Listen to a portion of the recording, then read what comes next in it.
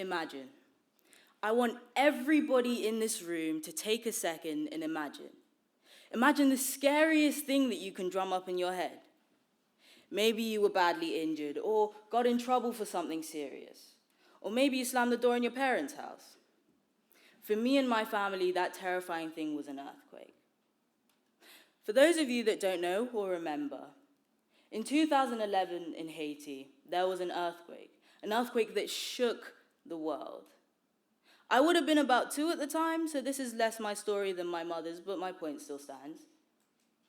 It was a situation that could only be described as utter chaos. For those of you lucky enough to have never experienced a natural disaster, things normally happen in the same way, no matter where you are. In an earthquake, there is a huge amount of damage to infrastructure. When that happens, rubble is falling from buildings, cutting power, then electricity, and subsequently cell towers, so there is no communication to anybody.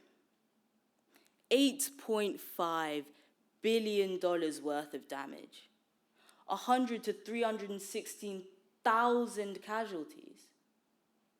Now I can see some of you sitting in your seats thinking, what does an earthquake that happened 12 years ago in Haiti, halfway across the world, have to do with me? I promise you, I'm getting there. 100,000 to 316,000 casualties. Not just human beings, people. People that all meant something to someone. Mothers, fathers, aunts, uncles, brothers, sisters. These people were important. These people were extremely, extremely important. Now, why am I telling you this? If all of us take a second to imagine somebody that has irritated us in our lives, siblings come to mind. People lost their siblings that day.